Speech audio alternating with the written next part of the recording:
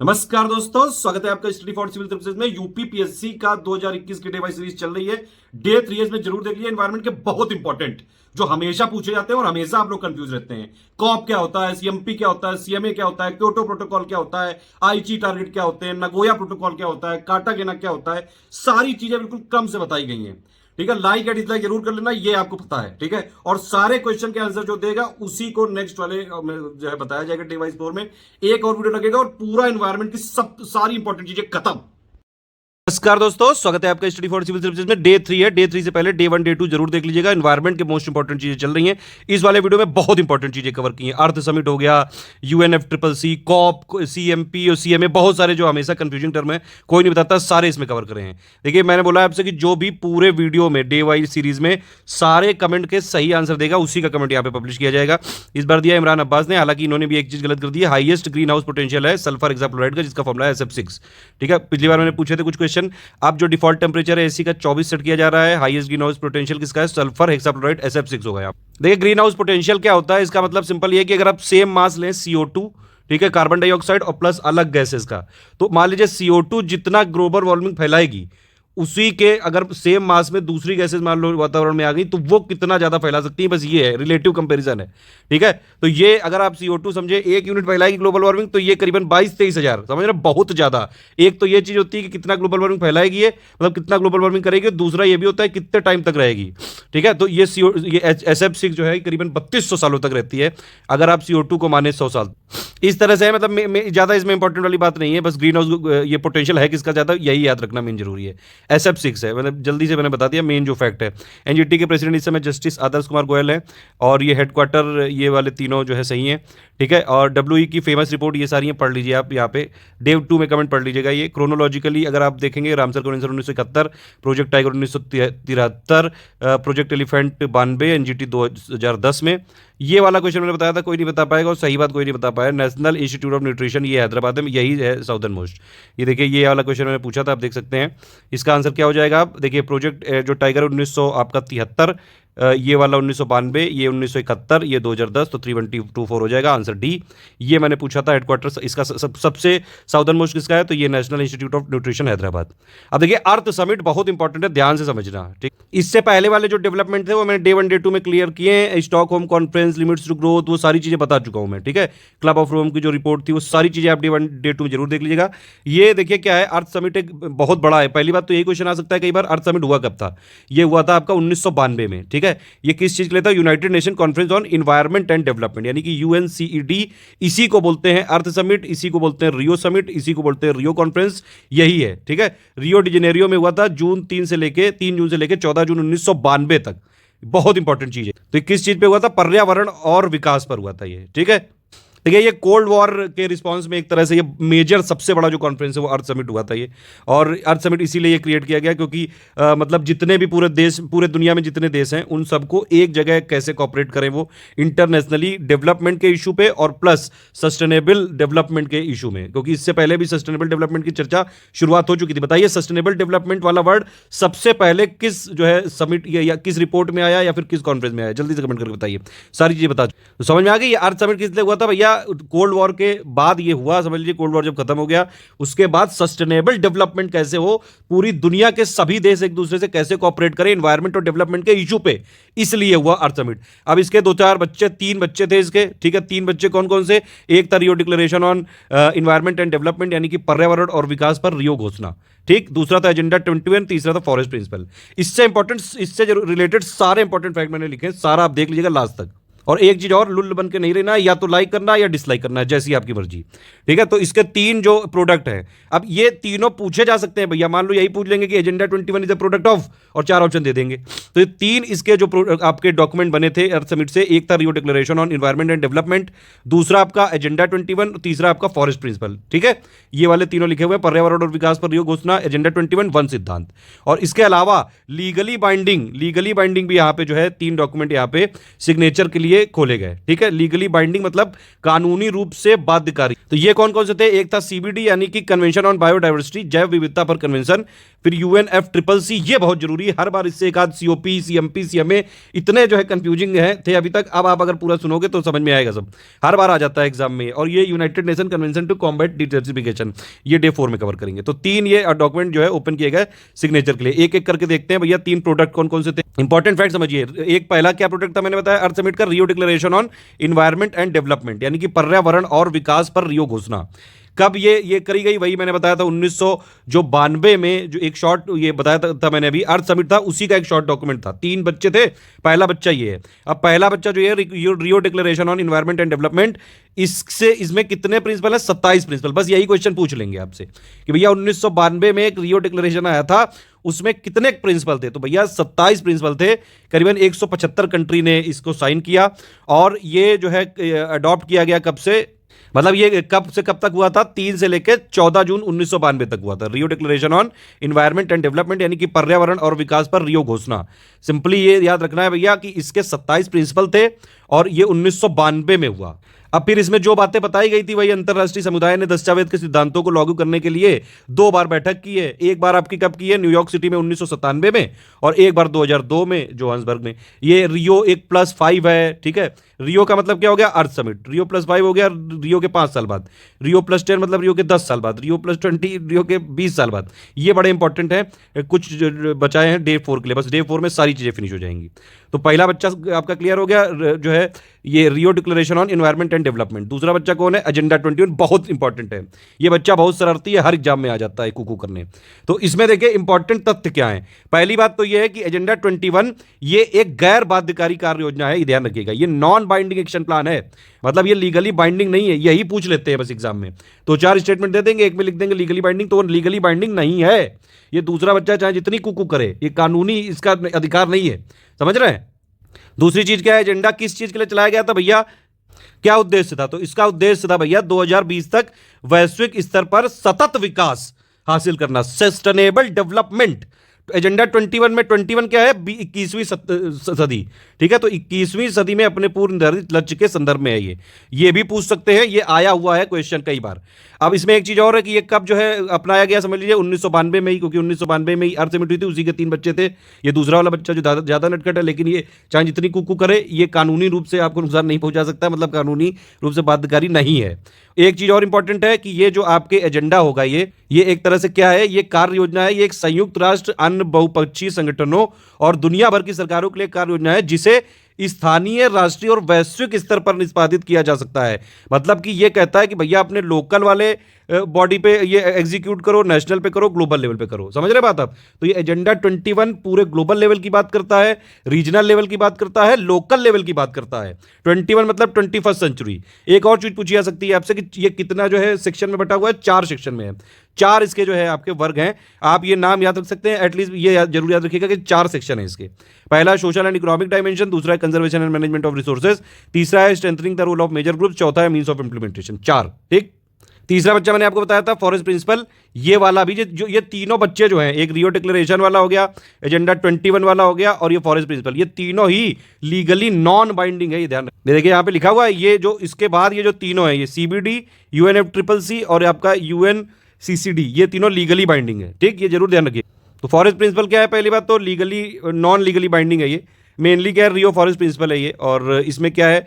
Statement है जो भी एक ग्लोबल कंसेंसस के लिए कैसे मैनेजमेंट करना है, कैसे कंजर्वेशन करना है, कैसे सस्टेनेबल डेवलपमेंट करना है, जितने भी टाइप के जो है फॉरेस्ट हैं उनके साथ। 1992 का है, ये तो आपको पता ही है। अर्थ समिट के तीनों बच्चे हैं, जब नॉन लीगली बाइंडिंग है। इसके बाद एक मॉन्ट्रियल प्रोसेस जो है यहाँ पे बनाई गई थी 1994 में।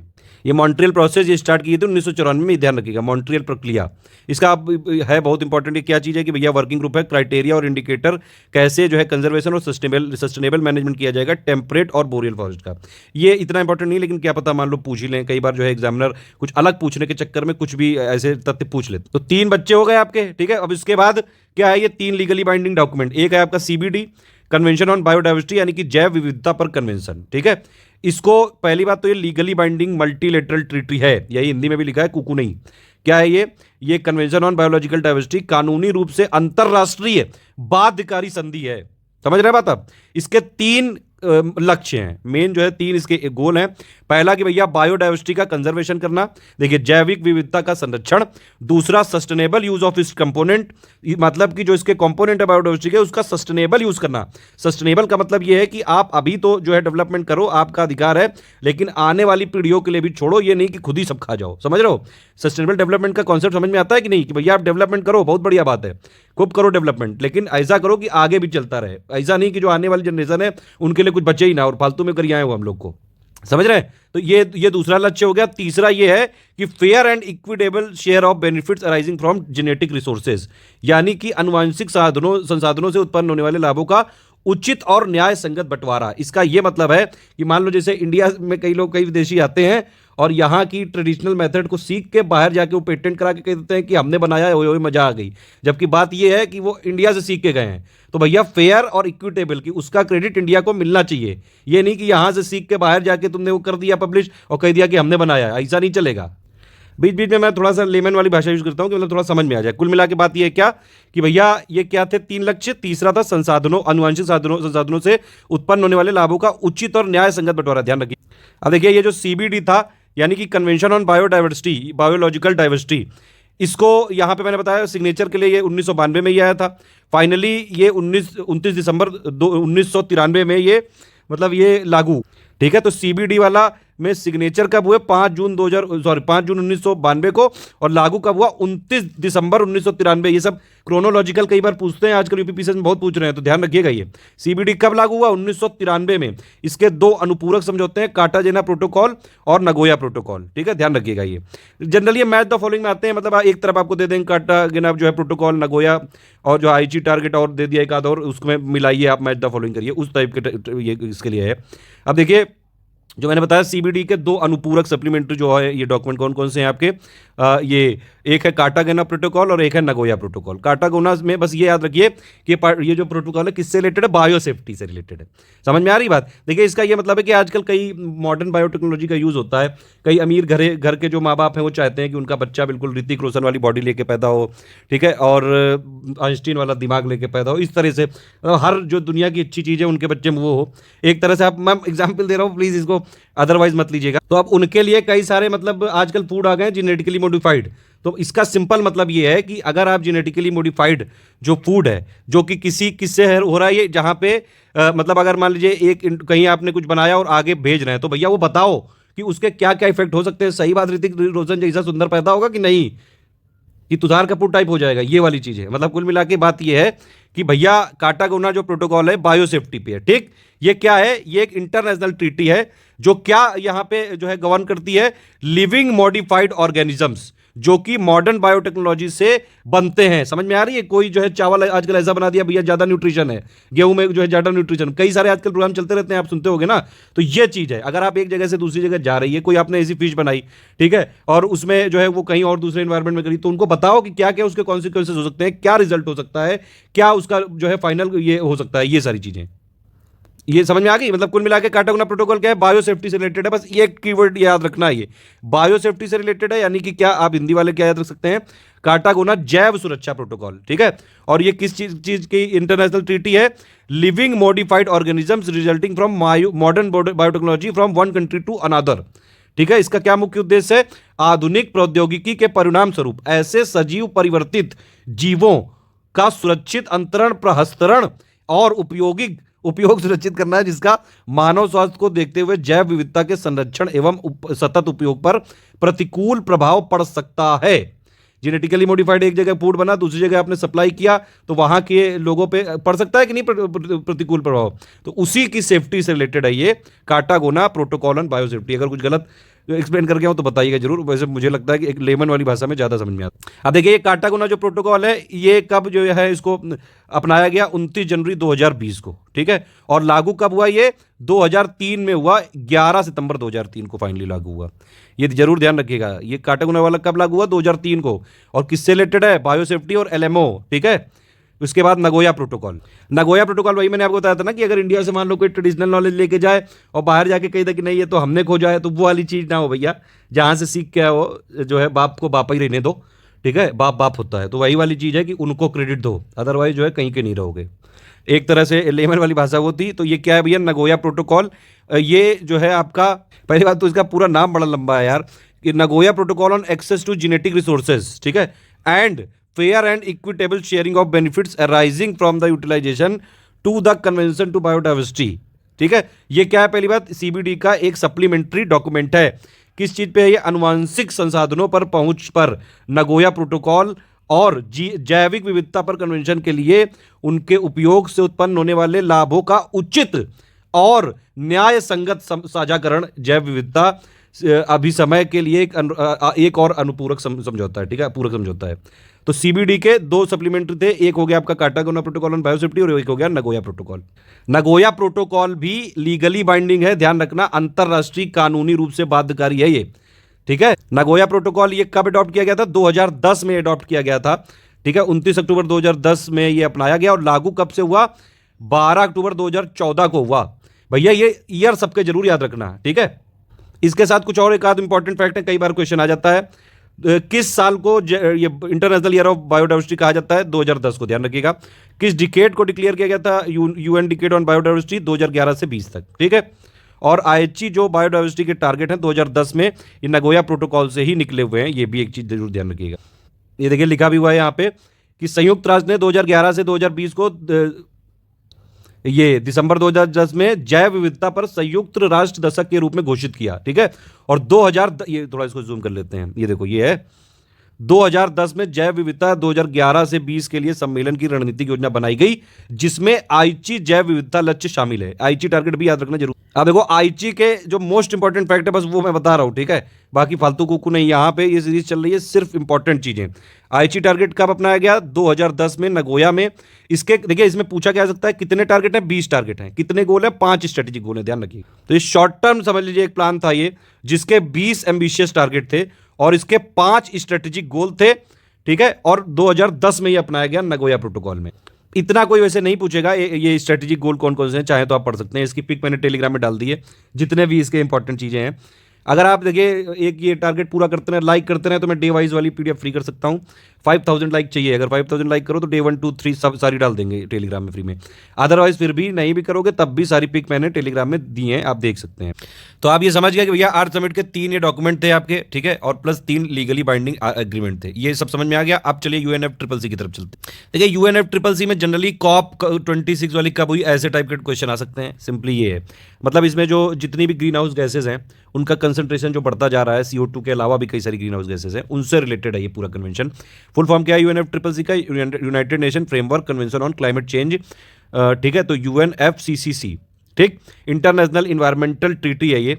किस चीज़ के लिए है कि भैया क्लाइमेट सिस्टम से ज़्यादा कुकू ना करो, मतलब समझ रहे हैं आप, ये जो डेंजरस ह्यूमन इंटरफेरेंस हो रहा है क्लाइमेट सिस्टम के साथ, अगर क्लाइमेट सिस्टम से आप ज़्यादा कुकू करोगे, लगातार जो है बिल्कुल CO2 और प्लस जितनी भी ये गैसेज हैं जिससे ग्लोबल वार्मिंग बढ़ रहा है, क्लाइमेट चेंज हो रहा है, ये सब अगर होता रहेगा तो क्लाइमेट किसी दिन बहुत होकेगा, जो कि बीच बीच में थोड़ा थोड़ा होता रहता है क्लाइमेट। आप देखते हैं कई सारी इवेंट होती रहती हैं, कई सारे नेचुरल डिजास्टर और बहुत सारी चीज़ें, जैसे कि जो है बर्फ़ पिघलती जा रही है, सी लेवल बढ़ता जा रहा है, आप देख तो रहे होंगे कई सारे, बर्फ़ मतलब ग्लेशियर। ठीक है, तो ये सारी चीज़ें हैं। इसके लिए देखिए क्या है, मतलब कुल मिला के जितनी ग्रीन हाउस गैस का कंसंट्रेशन हो चुका है, एटलीस्ट उसको स्टेबलाइज करो, लगातार बढ़ाओ मत। 1992 में जो ये अर्थ समिट हुआ था उसी का है ये। ठीक है, इसके लिए एक सेक्रेटरीट यहाँ पे इस्टेब्लिश किया गया बॉन में, हेडक्वार्टर उसका बॉन में है। 1994 से ये UNFCCC आया। ठीक है, ये ध्यान रखिएगा, 1994 बहुत इंपॉर्टेंट ट्रीटी है।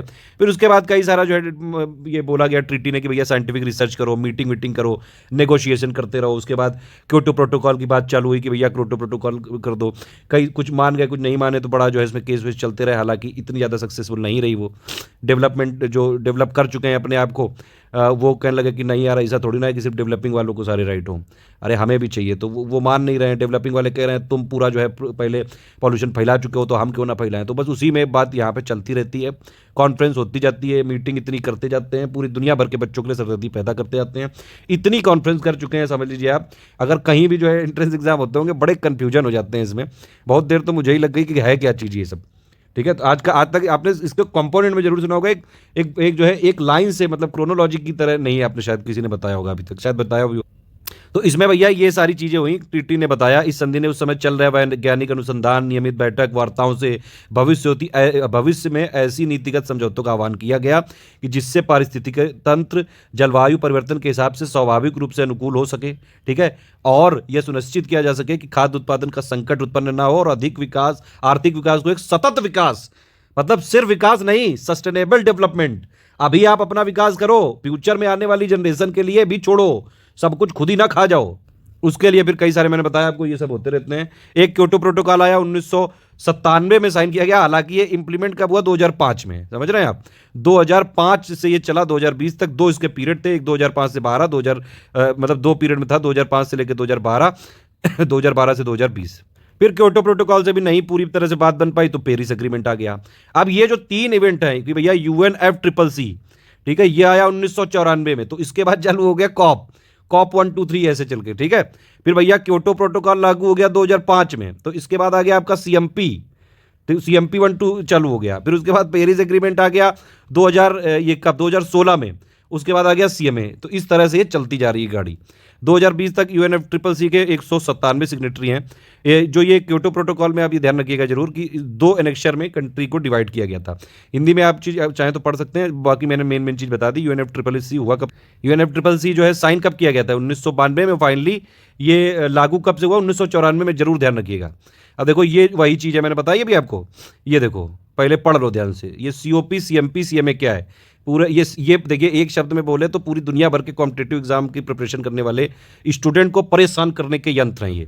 COP क्या है, कॉन्फ्रेंस ऑफ द पार्टीज, ठीक, मैंने बताया आपको कब से 1994 में UNFCCC बना, 1995 से ये चालू हो गया COP। बार बार जो है ये कुकू करने आ जाते हैं, ठीक। उसके बाद CMP बना, अभी मैंने बताया आपको। CMP क्या है, 2005 से क्योटो वाला लागू हुआ, बस उसी से चालू हो गया ये। Conference of parties serving as the meeting of the parties of Kyoto protocol. समझ रहे हो कितना लंबा है इसका वो एक, ये हर बार जो है परेशान होते हैं बच्चे। फिर 2015 में पेरिस वाला हो गया भैया एक अकॉर्ड, उसके बाद ये CMA चालू हो गया। समझ में आ गई बात, ये है COP, CMP, CA में कई बार लोग बड़ा कंफ्यूज हो जाते हैं। देखो ये कॉप पहली वाली कब हुई, बर्लिन जर्मनी में। सारी तो आप याद नहीं कर पाओगे, एक बार चाहो तो पढ़ सकते हो। मेन वाली मैं बता दे रहा हूँ आपको। कॉप 1 वाली हुई जर्मनी में, ठीक है, और उसके बाद मैंने बताया कब से, देखो ये 2005 में मॉन्ट्रियल में हुआ था ये, और इस 2005 में ही जो क्योटो प्रोटोकॉल है वो लागू हुआ था, तो बस CMP चालू हो गया यहाँ से। ये कब हुआ था 2005 में मॉन्ट्रियल में, ठीक है। उसके बाद मैंने आपको बताया 2015 में पेरिस वाला हुआ, और उसी से CMA चालू हो गया उसके बाद से। ये देख सकते हैं आप, ये देखिए ये CMA देख रहे हैं आप, ये है। अब देखिए मेन जो एग्जाम में आ सकता है, ये मैंने लिखा हुआ है वैसे। पहला UN क्लाइमेट चेंज कॉन्फ्रेंस, ये आपका बर्लिन में 1995 में हुआ, ठीक है। तो COP 26 ये इंपॉर्टेंट है, ये 2020 में होना था, लेकिन कोविड हो गया, इसके चलते इसको 1 साल के लगभग पोस्टपोन कर दिया गया। अब ये नवंबर 2021 में होगा।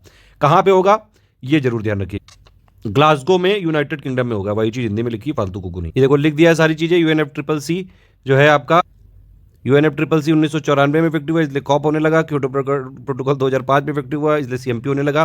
फिर 2015 में पेरिस क्लाइमेट अकॉर्ड हुई, इसलिए CMA होने लगा। वो मजा आ गई। तो काफ़ी सारी चीज़ें आप सीख गए। क्योटो प्रोटोकॉल में पहले ही बता चुका हूँ आपको, ये 7 ग्रीन हाउस गैसेज में जो है लागू होता है। ये डे 2 की पिक है, ये सब बता चुके हैं, ठीक है। ये इंपॉर्टेंट चीज़ है ये, ठीक है। और ये लागू कब हुआ, ये डेट जरूर याद रखना भैया जी, 16 फरवरी 2005 से। दो पीरियड थे इसके, 2005 से 12 और 2012 से 20, इस तरह से है ये। 1997 में इसके लिए साइन किए गए थे, अभी हम लोगों ने देखा था। ये देखिए क्योटो प्रोटोकॉल के साइन किए गए थे 1997। अब देखिए ये वाली पिक तो समझ ही गए होंगे, ये पहले बनाई थी, फिर मैंने पूरा ऑर्डर में कर दिया है। अब ये वाली का कोई मतलब नहीं, सारी चीज़ें मैं बता चुका हूँ, एक बार देख लीजिए, सब पिक दी हैं। UNEP के बारे में पहले बता चुका हूँ, 1972 में निकला था स्टॉकहोम कॉन्फ्रेंस से, जिसको कि मैग्ना कार्टा ऑफ इन्वायरमेंट भी बोलते हैं। उसी के ईयर से इन्वायरमेंट डे भी मनाने लगे थे, ठीक है।